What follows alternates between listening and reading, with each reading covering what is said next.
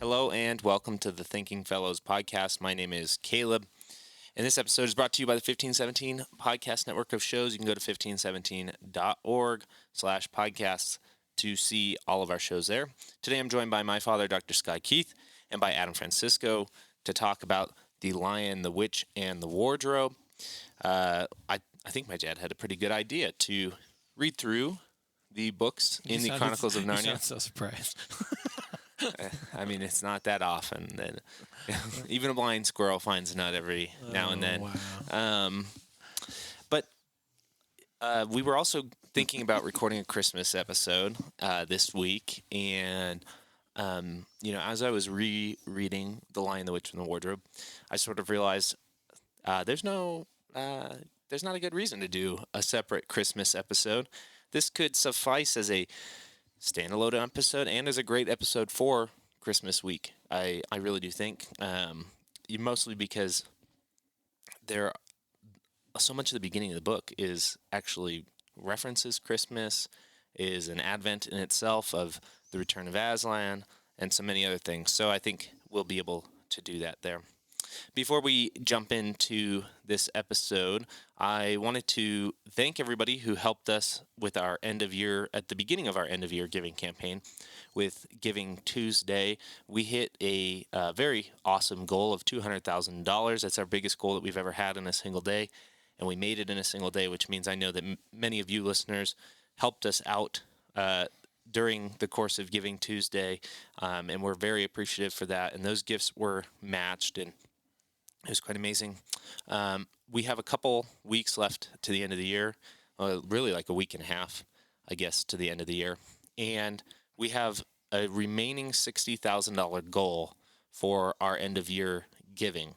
If you would like to help us reach that goal, you can go to 1517.org/donate. There you can find our giving portal, which includes everything from credit card to ACH, direct from bank payment, which is handled by Plaid, a trusted service, so you don't have to hope that 1517 is seeing your bank information, and even stocks and cryptocurrency. So there's lots of options there. And again, give us your Bitcoin. Yeah, give us your Bitcoin.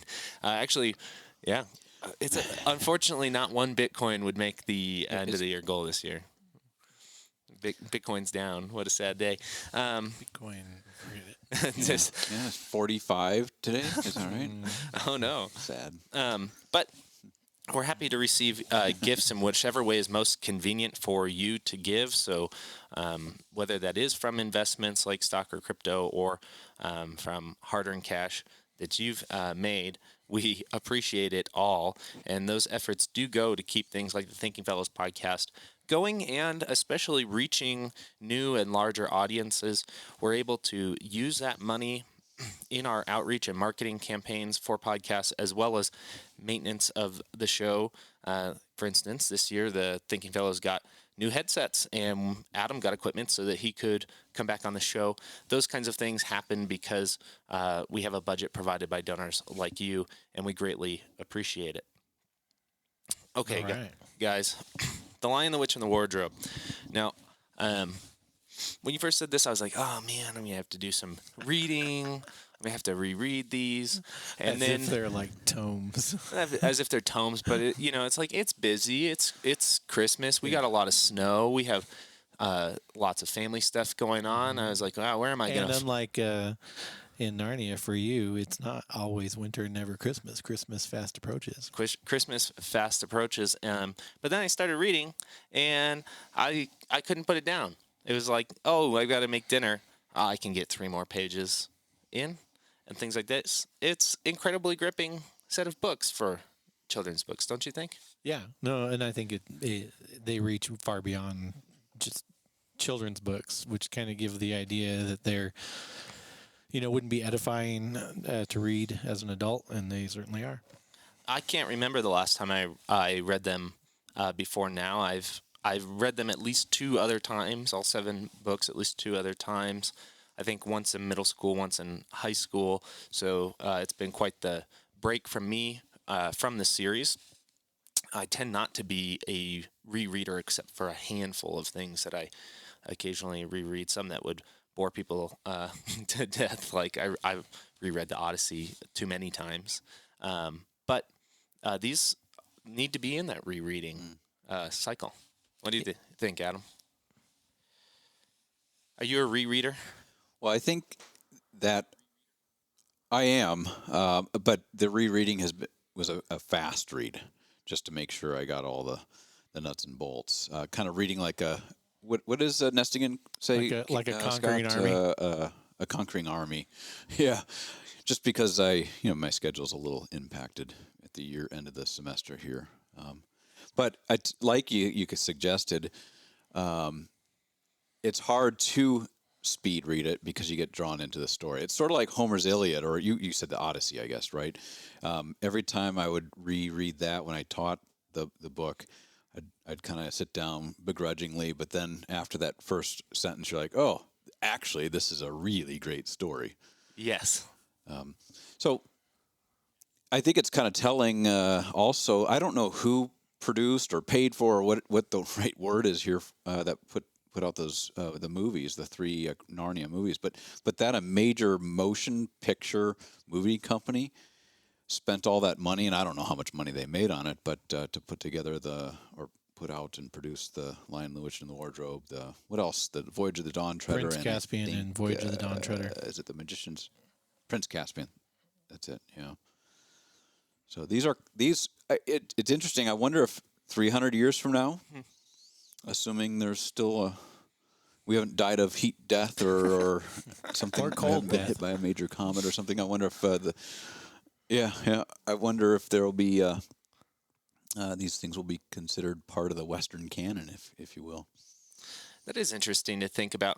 I think so. I think actually, if you read a lot of literary analysis today, they say that there's 2 series that are the largest impact on the genre of fantasy as it continues to be written in fiction and displayed on screen. And that's the Lord of the Rings and the Hobbit as sort of a set, and the Chronicles of Narnia. That they are the influence, the greatest influence on that genre of writing today. Oh, interesting. Yeah, in every media, whether that's paper media like actual words, movies, television, or video games, Let's say anything video that's games, yeah. anything that's narrative, and you can see it. I was reading one particular essay that Tolkien basically shaped what the modern idea of an elf in fantasy looks like. Now, he was borrowing from northern myth as well, but that elves weren't canonized as a race, as like tall and beautiful in other types of And good fantasy. with a bow and arrow. Yeah, and good with a bow and arrow. Now that's pretty universal. You can't run into a fantasy genre where the elves are too different. Or anything different. Even that's interesting because even I haven't really paid attention to video games in a long time, but even in Legend of Zelda, wasn't Zelda an elf? Yeah, I mean elfish. Yeah. I mean, meets the description. Link does. Yeah. No, it's it's not. His name's not Zelda. Zelda's the princess. That's how people are like screaming right now who listen to the show. We're 8 minutes in and we're talking about Zelda and Homer, and it's fascinating. It is interesting. These things are so interwoven. I think there's this trend out there where people, even like elf ears, not just on Halloween, but people are walking around with elf ears and maybe getting plastic surgery to have their ears shaped that way. Have you seen this? I haven't seen the plastic surgery, but actually, when we went to Spider-Man the other day, there was a young woman walking around the theater with plastic elf ears on. I reserve all judgments for this, but Really, did you see your brother at the movie? The picture of your brother at the movie? no, was he dressed up as Spider-Man? Full Spider-Man mask. Wow. Yeah. So, yes. But so Dork. yeah, dork. So Lion, the Witch, and the Wardrobe. Let's move on. Obviously, I mean, what this portion of the conversation establishes is that it's a great work of fiction. We tend to believe that there's going to be a huge amount of influence, and that there already exists a huge amount of influence from Lewis on the fantasy genre. But let's get into the work itself, as people perhaps are picking these up alongside us, rereading them or reading them for the first time, so that we can do this. Dad, do you want to explain the setting that this happens in? Because there's essentially two settings, right? There is the world we live in, and there's Narnia. And I think there is something important about the time and place in the world we live in that this starts and then Yeah. moves into. So you want to talk about that? Yeah, so this is Lewis sets this during the Blitz of London, where the during World War II, where the Nazis are sort of sending nightly bombing raids into London, and the Pevensey children, it seems, are residents of London who, like many other children of the time, get sent out to go stay in the country until the Blitz is over, because the Blitz was very effective in killing a lot of people in London, and they didn't want children to be part of that.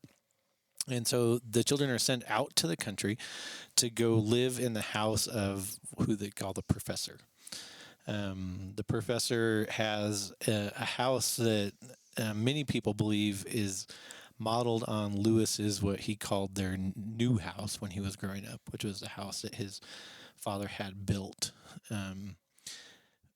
for them. His father was of some means by the time the kids were, maybe like 9 and 10, and they had this new house built out in the country, which is very large and drafty and had lots of rooms and crazy furniture in it and books everywhere. And so they get sent out to this house in the country with the professor. And the professor is a kindly old guy who I think is probably modeled after Lewis's great teacher, the Great Knock.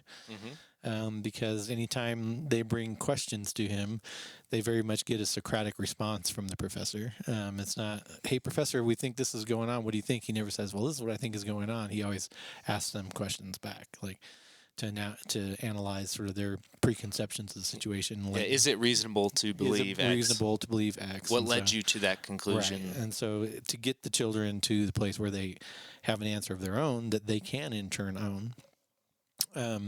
Did you want to do like the whole breakdown, like a 2-minute breakdown of the story? Sure. I mean, I think that, yeah. Yeah. So eventually, the youngest of the children ends up going into this wardrobe, which is in a room that they call the spare room in the professor's house. And when she goes into this wardrobe, it's full of fur coats. And the further in she goes, the more the wardrobe changes, and eventually she ends up in this wintry land of Narnia. She has an encounter with a fawn. She comes back in. She tells her brothers and sisters about it. They don't believe her. Sometime later, the second youngest child, Edmund, also makes his way, following after Lucy, into Narnia. And he finds, too, that she was right all along, that the wardrobe does lead to this wintry land of Narnia. He meets, while he's there, the White Witch. The White Witch entreats him to bring back his brothers and sisters, all of them at one time. And he eventually finds Lucy. They go back to the professor's house. And Lucy says, I was right. Edmund knows too. And Edmund's like being a jerk. He's like, I know she made it up. She made it up. I don't know what you're talking about. There's only coats in that wardrobe. And then she freaks out, right? This is one of the great scenes where they do go to the professor because they start to worry that Lucy is mad. In our age, I think we'd say that she's having mental health issues. Yeah, she's having a bout of anxiety. An anxiety attack or something like that. But they think she's mad. So they go talk to the professor. And the professor, they give him the story. Lucy says she's gone through the wardrobe to this land called Narnia. She says Edmund went too, and she says Edmund's lying. And he says there's nothing there. We think she's going mad. Can you help us? And he literally says, in your experience, who is more likely to be the liar in this scenario, Lucy or Edmund? And Peter, the oldest brother, responds, well, in my past experience, I would always say that Edmund is the liar 100% of the time, and that Lucy is the one telling the truth 100% of the time. And instead of the professor saying, yes, Lucy is mad, he basically says, well, then maybe you should believe her, right? Yeah. Through happenstance, playing essentially hiding from the housekeeper at the professor's house, who's giving a tour because apparently his house is a place where you of historical interest. Where you want to come get tours. And they all go into the wardrobe. They all end up in Narnia, and then sort of ensues. I don't think we have to go through all of it, but then No. ensues sort of the adventure from that point on with all of the children in this land of Narnia. Right. No, very interesting. The setting in Narnia, we should go to a couple of the things you've touched. So we have a great setting of where we are in England. We're in the country side of England. Countryside. We're during I war. like to believe it's the Cotswolds, don't you, Adam? Yes, with thatched roofs and Beautiful countryside outside of I- Oxford. can we pause for a second? When they go into Narnia, there's that lamp post, Yes. Good point. and I'm do you know what's this? I know it appears is it in The Magician's Nephew? So in It's the also there, but there's some Magician's significance to it, and yeah. I have no idea what it is. In The Magician's Nephew, we're jumping ahead a little bit, but in The Magician's Nephew, Jadis, the White Witch, makes her way into London, I believe, and she has an encounter with the police and other people before she's sort of sent through this portal into Narnia. And part of her encounter is she grabs like the light portion branch off of a London lamppost and pulls it off and is swinging it as a weapon. When she's taken into Narnia, or what will be Narnia, actually, when she's taken into this land that will be Narnia, that portion of the lamppost, it lands on the ground. And when Aslan sings Narnia into existence, as everything grows, the lamppost too grows into a lamppost. Becomes a lamppost. So, And it does Is there any serve. significance to it being from the real I world, think so. if Yeah, you will? I mean, I think it's definitely a point of And- connection. and in Narnia, And it serves as a point of it serves from that point on in most of the books as even when it's forgotten a little bit, as in the last part of the Lion, the Witch, and the Wardrobe, it serves as a geographical reference to where they are. yeah, it's the guide to where Narnia and our world meet, which is very interesting. So the lamppost is a very stark symbol when you come in. You kind of want it to mean something. It's standing there. It's even illustrated at the beginning of the chapters in a lot of the books. The other thing at the beginning of the book is when Lucy first comes into Narnia, how magical the winter is, how sort of good the winter seemingly is. It's different than where they are, where it's summer. Well, he makes the distinction that it's different from even when they get snow, the wet snow that they get. Yeah. Yeah, it's a very. He makes reference a couple times that it's crunchy, and kind of how like dry snow does, kind of floats in the air. But he quickly takes sort of this magical scene of snow falling down by a lamppost into a mystical wood and makes the winter actually something to be dreaded. Yeah, I mean, I think one of the very significant things that's very easy to overlook is that the first being that Lucy encounters in Narnia is a faun, who is essentially a being with a torso of a human, a lower half of a goat, a tail, kind of whiskers off the chin like a goat, and kind of the ears of a goat too. And she's just like, "Hi, Mr. Fawn." She's not like freaked out. And I'm sitting there thinking of your sister when she's 6 or 7, meeting a fawn, like a real fawn, and what the reaction would be. And Lucy, it's totally normal. Lucy just rolls with it. She just asks him what he is, and that's interesting. And then she, in our day and age, this is unheard of. Then she goes to his house for tea. The worst part is, though, your worst fears are imagined as you're like, oh, the fawn's going to kidnap her or do something bad. And the fawn's like, begins bawling, "I'm actually here to kidnap you." Yeah. You're like, no, that's why you shouldn't follow strangers to their homes. I think there's some of the Lewis makes some of those points there, some explicitly and not and some implicitly. Like I think the fawn story is, don't follow strangers home. That doesn't actually work out great for Lucy. Now the fawn ends up becoming, a fine character and everything, but still it's dangerous. The other one that I noticed that I hadn't before rereading it was how many times Lewis says in there how dumb it would be to close a wardrobe door behind you because you might get locked in. And I thought this is such a children's book. Yeah, no, that's very true. So the story progresses, and the notable thing about the winter becomes not how magical it is, but that it is always winter, never Christmas. Yeah, What? it's cursed in the sense that there's a long suffering to it. Mhm. You know that it's not that winter is bad. Winter is good, and it's you can rejoice in winter as a season. But when there is no season but winter, there's a long suffering attached to it. And in the case of the Narnians, the long suffering is awaiting Aslan's return. Yeah, there's up here in Big Bear, there's always something like very special about that first big snow. Not even the first sprinkling, but the first time you get a foot or more of snow. First time you break out the snowblower. Yeah, the blower or the shovels. And but even that, if it doesn't stop after a couple of days, if it keeps snowing or it stays so cold that And everything you're you walk on the on, 15th snow blowing of the driveway. yeah, or it stays so cold that every piece of snow that gets even a little compacted by your foot becomes ice the next day. Impossible to get off the You, driveway. you end up exhausted because of how much work winter is to keep on living. Like you have to remove the winter. Yeah. I mean, yeah. We had that 8 or 10 inches or whatever it was, and somebody drove on my little auxiliary driveway here, and it's been 7 or 8 days since, and I just it's got the still last there. piece of snow off it because there's some long suffering to it. Yeah. And even when it's a winter you're looking forward to, you have to remove it for life to keep on going. would And if say. it can't be removed, life kind of stops. I just gave people some insight into my old man life that some of my obsessions are getting all the snow off my driveway. Yeah. Good luck. That's funny because I was just thinking about how our last winter. So it was the first real winter we experienced in over a decade because we were living in Southern California near the beach. Then all of a sudden we're here in Chicago area, and it's for 6 weeks, constantly snowing, and it just builds up. It doesn't get warm enough to melt.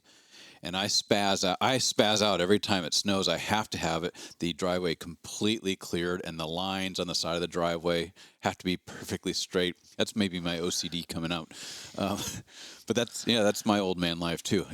And the walkway has to be done. Yep. Well, no ice because I don't want the mailman to slip, or the mail person. Sorry. Is it a man? Yeah, Adam. Yeah, we have. I don't know. Oh, okay. I think we have a male woman, Okay. but I think isn't it a male person? I don't know, No? Adam. I don't work at university gender anymore. Sorry.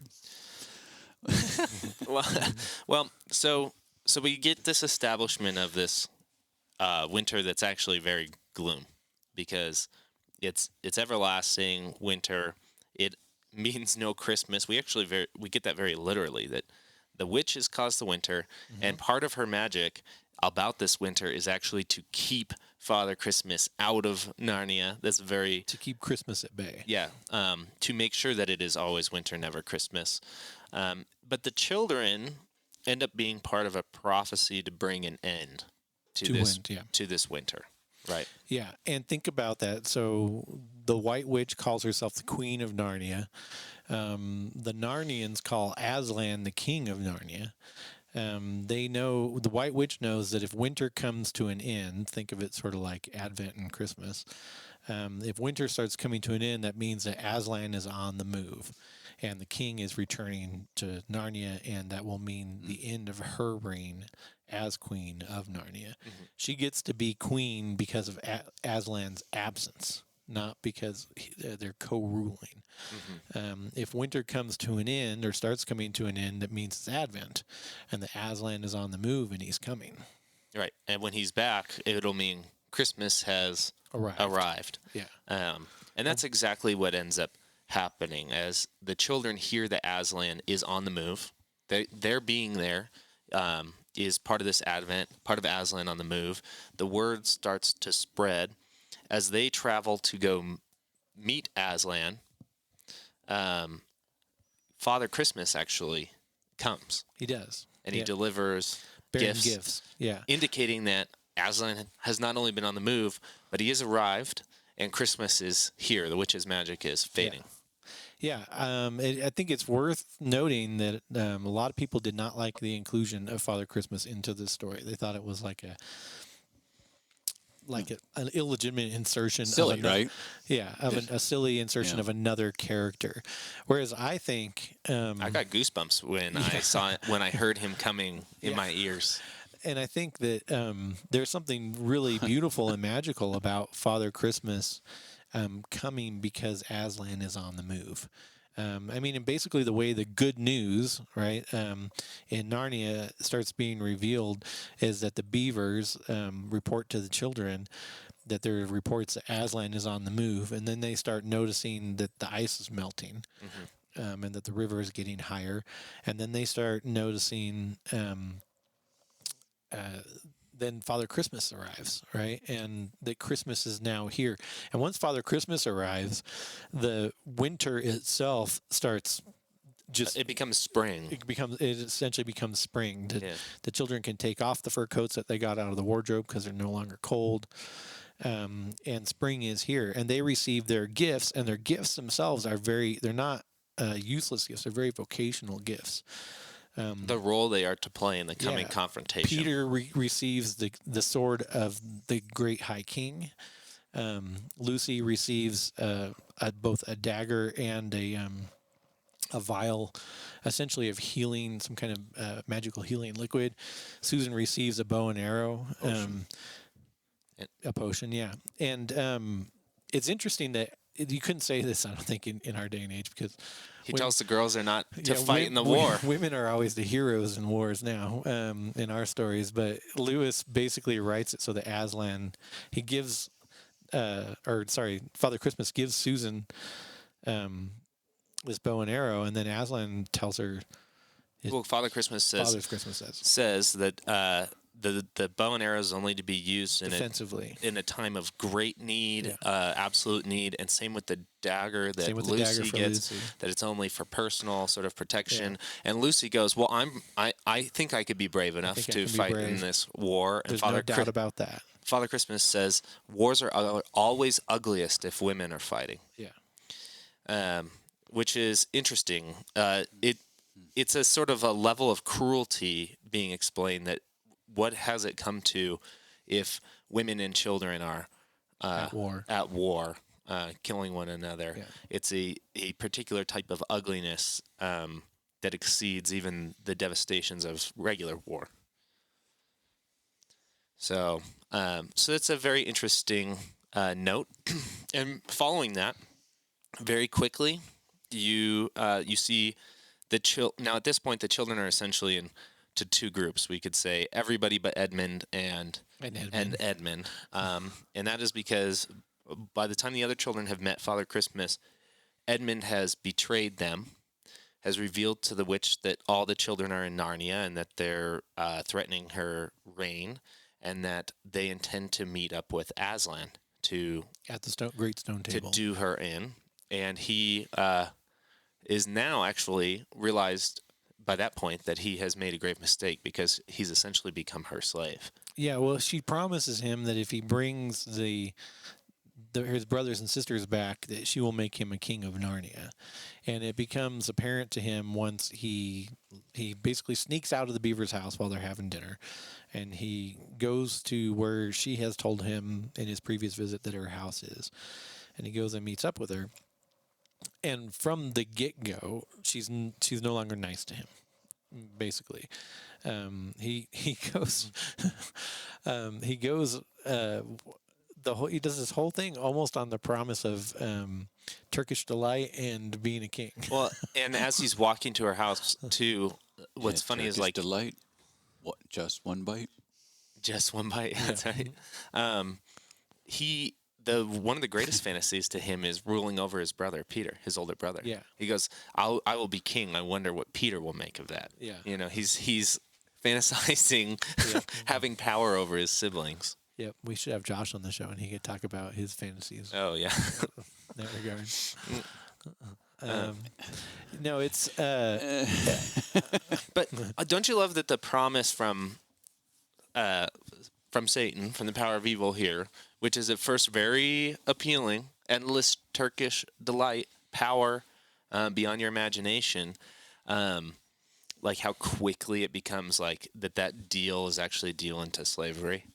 Yeah, I mean, basically, he's given the promise that he's going to get to rule over his siblings and everyone else, and it's a promise of it's not a gospel promise. It's a you'll be able to be their tyrant, not you'll be able to be their good and great high king, but you'll be able to be their tyrant, and it quickly turns to him wanting to enslave to him being the slave, and he very quickly understands that this is not, this wasn't the deal he was looking for.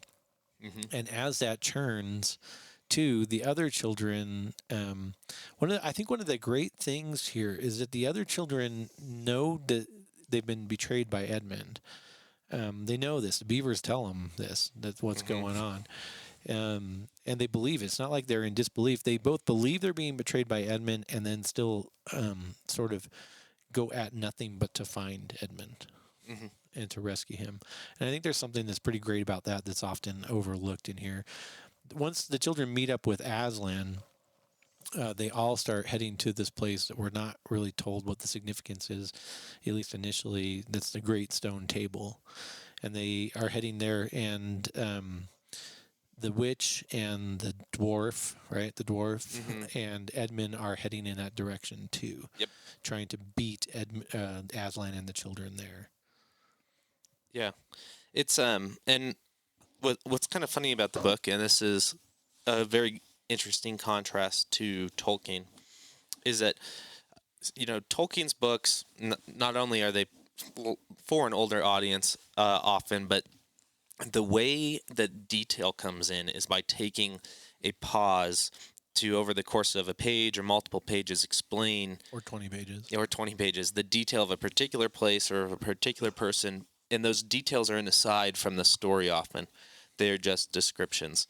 This is more like the Gospel of Mark, where everything happens immediately, and immediately they went, and immediately. Because, just a couple of page turns after the children learn about who Aslan is, they've run into Aslan. Yeah, and immediately they came across the stone table, and there was Aslan, you know. And not too long after that, too, you get the encounter between Aslan, the children, the witch, the dwarf, and Edmund, where the deal is made to save Edmund. I think 5 pages later. And the very interesting thing is, Aslan sees the children. He asks where the 4th child is, where Edmund is. They tell him. And Peter confesses to Aslan that it's his fault. That it's his fault because Edmund was acting sour, but he continued to be hard on him. Yeah. And so that Peter believes his hardness drove him finally away. Right. Which is interesting. And then their concern is that Aslan will do something to pursue their brother. That Aslan will kill their brother, I think, is their fear, because he's a great and terrible lion. Yeah, but then they ask him, well, can you please do something for Edmund? Yeah. So, and this then leads us to actually the sacrifice, that the betrayal will lead into Aslan's sacrifice of redemption. I don't want to take too much of the magic of people reading it away, but at the end of the day, Aslan sacrifices himself as a we might say propitiation for Edmund, as a substitute for Edmund. He takes his death. The witch makes a claim against Edmund's blood because he's a betrayer, essentially, and she says that according to the deep magic, the blood of all betrayers belong to me, and you ought to know this, Aslan. And Aslan takes her aside and explains to her the deep magic and that somebody can make a substitute. And he takes on being that substitute. And he's killed at the Great Stone Table. He's shaved and killed at the Great Stone Table as Lucy and Susan watch. Yeah, that's one of the most interesting little scenes in the book is that Jadis is obviously wicked, evil tyrant of Narnia at the time of the children's encounter, but her supposed power and her claim over Edmund comes from a law, the deep magic, established by Aslan. So she tries to use Aslan's own law as the claim to her power and authority. Yeah. There's a great line in the movie that when I reread it, didn't find in the book that goes something like, Aslan roars back at Jadis, "Don't tell me about the deep magic I was there, or the deeper magic I was there when it was written." That's a very interesting addition. It's a great addition. Yeah. It's an improvement, honestly. But maybe that's just my theology sort of correcting Lewis a little bit. But it's, I mean, that's essentially what happens. He explains to her the deep He magic. explains to her the deep magic, and then a substitution can be made, and that he'll be willing to be that substitute. And she calls him a fool for that. She calls him the great fool for doing that. But little does she know that he knows the deeper magic. Yeah. That when an innocent gives his life for somebody, that there is a resurrection. Yeah, that is interesting. The sort of beyond the law, Aslan can't operate beyond just this law of blood. Yeah, I was listening to Alistair McGrath did a podcast on the C.S. Lewis podcast on The Lion, Witch, and the Wardrobe, and I forgot who, Adam, you know the young woman that hosts that with him, or is the host of that, but I've forgotten her name. Yes. I think it's Ruth, right? Ruth Yeah. Johnson, is it? She was at the Fall with me and one of Alistair's star students. Yeah. Very British. Yeah, well, they both Right. are. But she asked him the question, and I want to know what you thought of this. She says, "Alistair, don't you think it perplexing that the atonement only applies to Edmund in this case?" And I was banging my head on the table. What do you think about that question, Adam? Does the atonement in The Lion, the Witch, and the Wardrobe only apply to Edmund? And why would Lewis write it that way, if so? No, because it reverses everything. It starts to reverse everything, right? Yeah, I'm with you there. I actually thought it was a There's very interesting question. Yeah, I wonder if when she asks these questions, she's just trying to keep the conversation going. I don't think there's any sort of theological thing going on in the background, but I might be wrong. Well, he kind of agreed with her, and that's the part that I thought was interesting. And, really? Yeah, and Interesting. I look at this and I say, oh my gosh, it's certainly in the immediate time saves Edmund now, like immediately, right? Boom, Edmund is directly saved by this. But so is Peter. Has already admitted sin in this whole matter, and Peter's sin for his part in the betrayal is forgiven, and the atonement itself, like you said, starts to reverse everything, right? Once Aslan is not only atoned for the sins of the Narnians and Edmund and Peter and on, he raises from the dead the very next day, and he begins to then go give resurrection to all. He goes back to the witch's house and he starts breathing on all of the animals she's turned into stone. And in his resurrection, he resurrects all those that had been put under bondage to Jadis in her own home.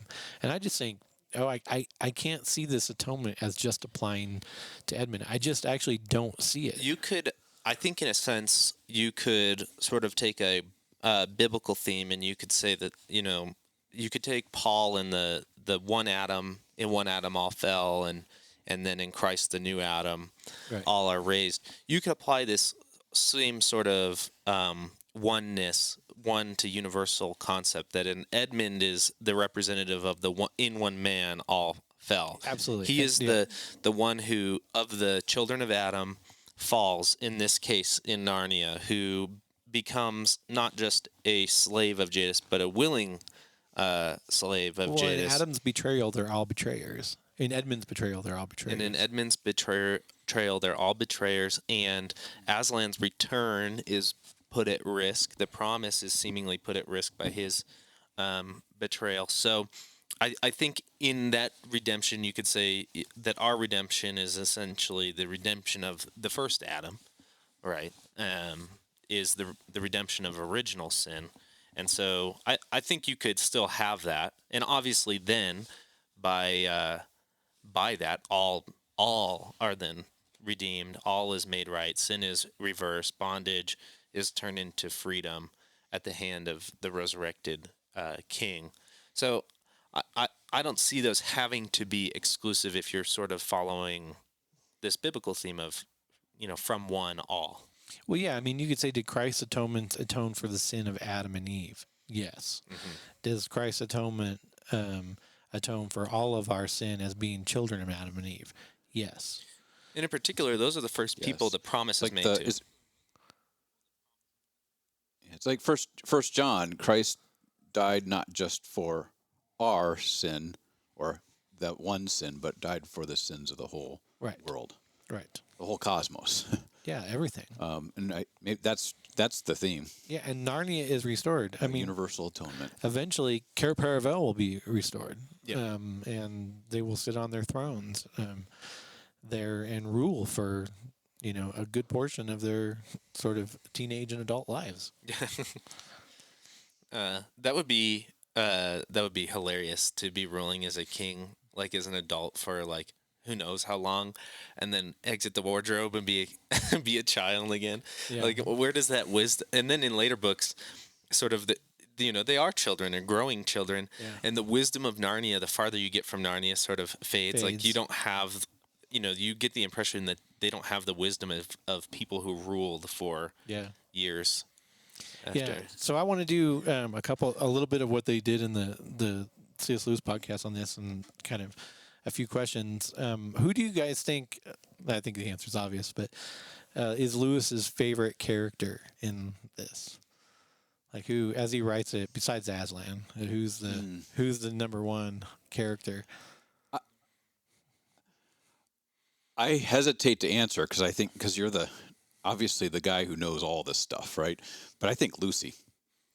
Yeah, I think it's Lucy. I think that's been sort of like Yeah. sort of attested that Lucy is the favorite Yeah. in this. Named after his goddaughter. Yeah. It's Or my dog. yeah, and just you just get the sense that C.S. Lewis just admires not childishness, but childhood, and even though his biographies or biographers will sometimes make the point that he really didn't show any real sort of like that he really wanted his own children or anything like that, but he just seems like a very playful kind of guy, right? And so Lucy is that sort of innocent, playful, naive, not in a negative sense of the term, but naive child. Yeah, And I think that's. The story seems to. It starts with her going in the wardrobe. So yeah, and she's in the most of the books as sort of a main character. They made a big deal in McGrath made a big deal about Susan and why Lewis sort of loses interest in Susan. And they did a bunch of cultural stuff. I think the answer to that's pretty easy.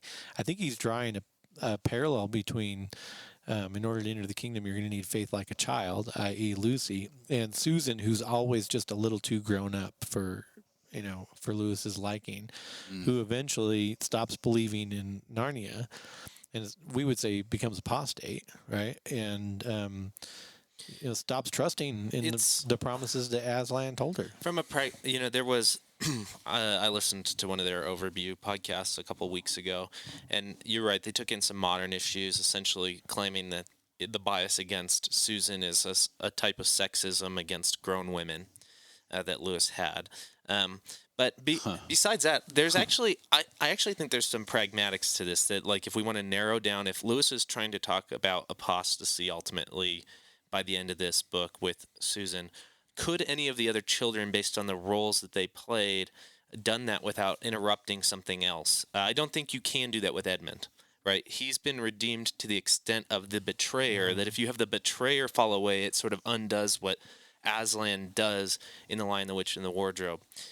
Peter is sort of, through all of his appearances, the stalwart leader. He and quickly becomes too old to enter Narnia. Yeah, it quickly becomes, but always too believes old. in it. Always believes in it, and has sort of a very, like, he makes an assertion about who Aslan is quickly after the encounter with the beavers. After hearing about Aslan, fights alongside him in those assertions, rules as his high king, You know, Lucy has that childlike face. She's that representative of childlike faith. That leaves you with one child to work with in this original Well, and he sets up from encounter. the beginning that Susan is a little too grown up. Yeah.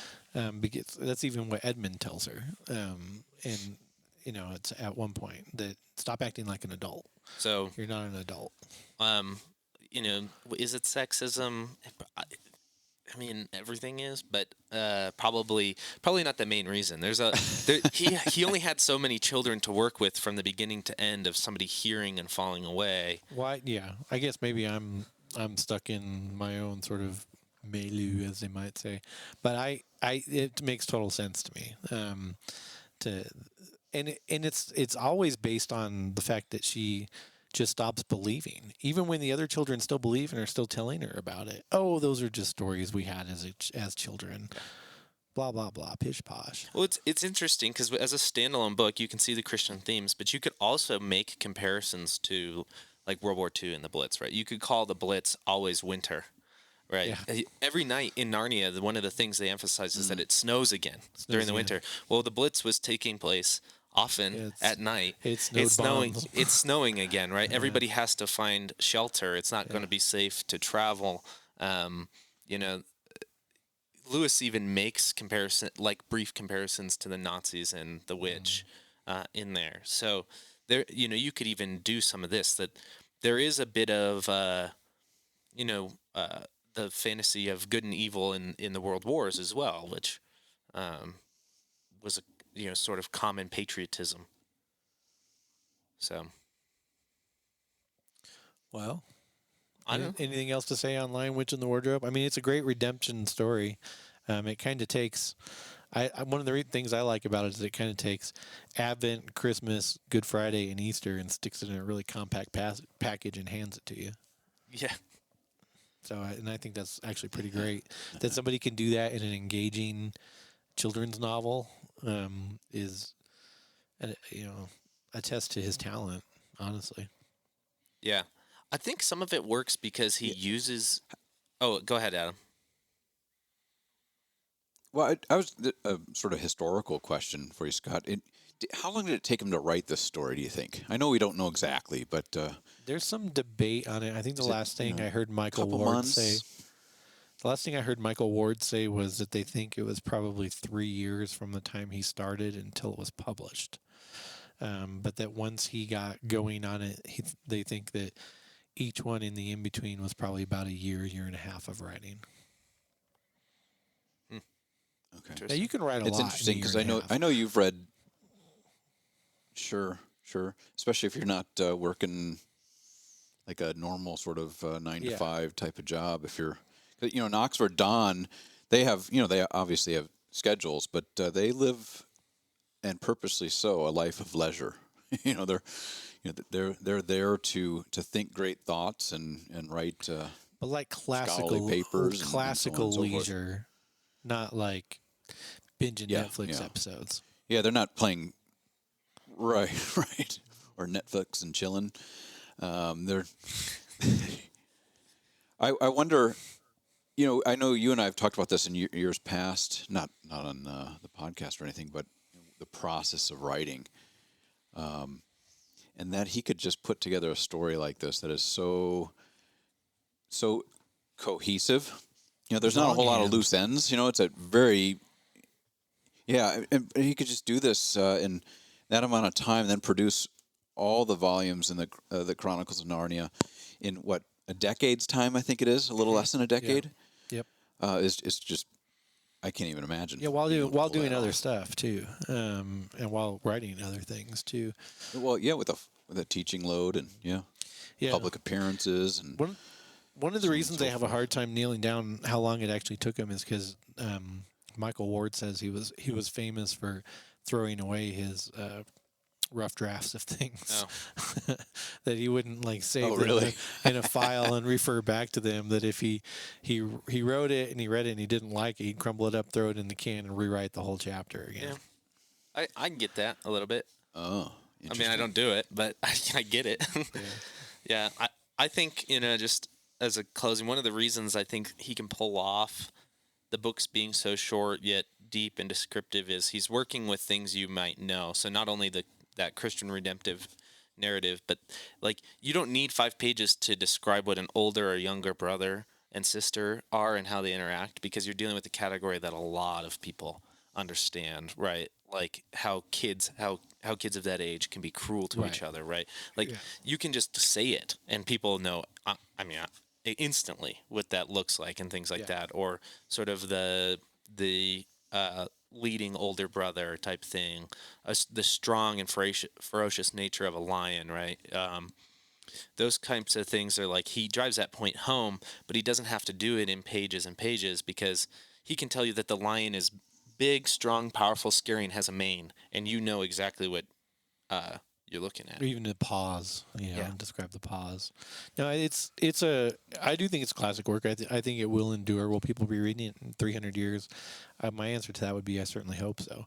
I'm not necessarily confident that people will even be reading the classics in 300 years, the way things are going, but I certainly hope so. Yeah. Yeah. Well, guys, Merry Christmas from the Thinking Fellows podcast. Thank you for joining us on this episode. I didn't put a spoiler alert at the beginning. I have a hard time doing that with things this old.